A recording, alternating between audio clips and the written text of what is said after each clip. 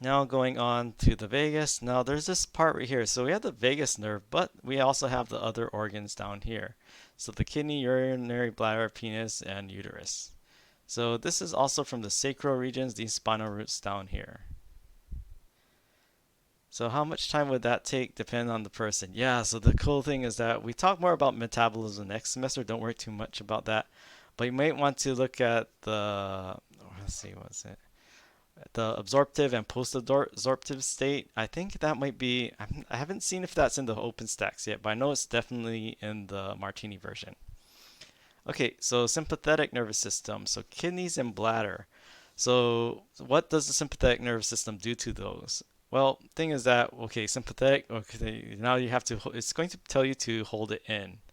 Because why? So how is it going to tell you to hold it in? Well, it's going to relax your bladder wall. Actually, maybe I shouldn't use this image. So the thing is that when you have your bladder filling up with urine, which is going to make you go? If you start squeezing your bladder, well, if you squeeze your bladder, that's going to increase the pressure and make you want to go even more, right?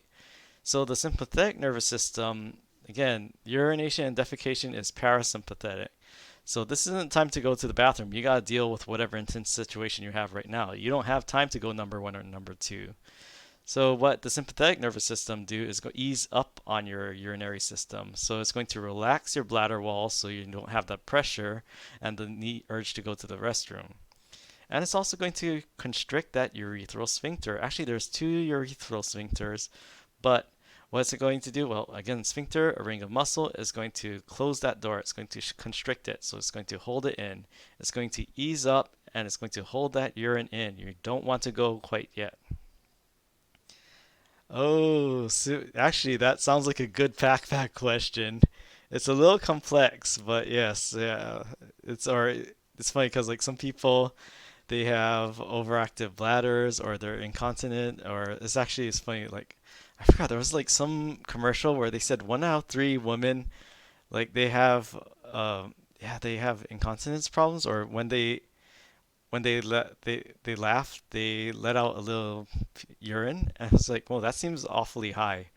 But I think it's yeah, sometimes that does happen when they're scared or when they're laugh, and that's why I can't tell jokes to my mom because my dad kept on telling me not to do that. But yes, that's why. Yeah, actually, that sounds like a real good question for a pack back. You got dibs on that. Yeah, so the thing is that you have the sympathetic nervous system, but you also have that's the funny thing about how the urogenital system is wired. It's very interesting. Okay, so sympathetic is tries to hold it in normal circumstances, but parasympathetic bladder wall constricts, and what happens is that now it's time to go, right? Now you can relax, now you can urinate. Or actually, was it? I think it's some people. It's shy bladder. Like if you, there's some people like they can't go to the restroom in public. Or I knew a guy who like he literally, or if you're a female. So the thing is like you've probably seen like stand-up urinals in like TV, right? So sometimes some guys like I had a friend. If someone else is right next to him, he can't urinate. Like he says he just can't stop. He gets so stressed out and sympathetic.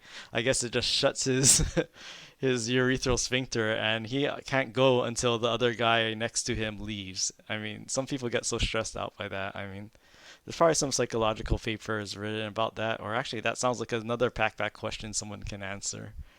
All right, so then parasympathetic, what will it do? It'll cause everything. Now it's time to finally relax. My friend, he can finally relax. No one's in the bathroom with him.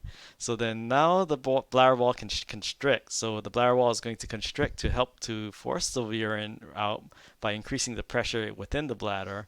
And the urethral sphincter is going to open up. So now you can have the flow of urine.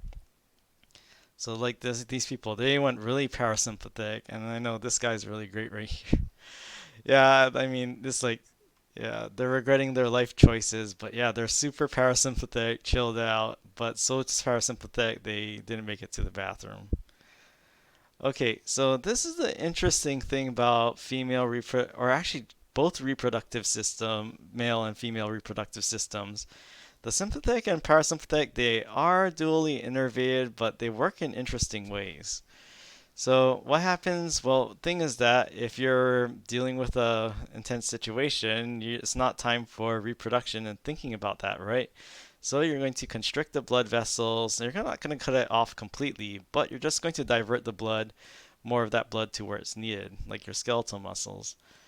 And this is the other interesting thing about the uterus we see right here. So in terms of uterine contractions, it depends this is where it gets complicated. The sympathetic nervous system can either increase contractions or decrease it depending if on the receptors will get too much too really soon, or if the uterus has if there's a implantation of an embryo or pregnancy, or if there's not. But don't worry too much about that for now. Just know that it can affect contractions. It's a little complicated. And then tocolysis, that's a fancy term I italicized, meaning slowing or preventing contractions. Again, it's kind of complicated when it comes to the female reproductive system. Now, parasympathetic, I think you can concentrate on what blood flow. So, blood flow, sympathetic, decrease, but parasympathetic, that's going to dilate the blood vessels. So, now you can get blood flow to the reproductive organs. So, increase blood flow to the uterus, cervix, and clitoris. And also increase the glandular secretions as well. So, that's the interesting thing. And yes, the clitoris does have an internal and external part, and the clitoris, like, so it's always funny because like some of the guys in the class are always surprised, but yes, the clitoris is erectile tissue, and when you have the blood vessels dilating, that's going to increase the blood flow to all the reproductive organs of the female reproductive system. Now, for the male reproductive organs, blood flow is very similar. So the thing is that in both the male and female reproductive systems, you have blood vessels constricting. Again, it's not really time to think about that right now, right? When you have a very intense sympathetic situation. So decreased blood flow, and if you're a male, what does that happen? Well, you start to lose tumescence. You said things that if you don't get the blood flow, it's not going to have all the blood to this area. And again, it's censored because of Twitch. You can see the picture on your slides that are already uploaded. Now, parasympathetic, what is that going to do? That's going to increase blood flow, and just like I mentioned with the clitoris and the female reproductive system, this is going to cause an erection in males, increase blood flow to the penis, and that causes an erection. So this is the interesting thing. So this is where it gets complicated for males. So the interesting thing is that the sympathetic nervous system causes ejaculation. So that's the interesting thing. It's like, okay, you think about if you're talking about the male reproductive system, one should come before the other, right? So the thing is that if you have erection, what typically happens when a male ejaculates? They lose their erection afterwards. So the thing why? Well, remember, sympathetic and parasympathetic, they generally oppose each other. So if you have the ejaculation and decreased blood flow, that's going to cause a loss of erection. So it's kind of interesting with the male reproductive system. If you're talking about like intercourse, then you have to have one timed at the right time. Like, do you want to be sympathetic first or parasympathetic first? Uh, yeah, a little thought experiment.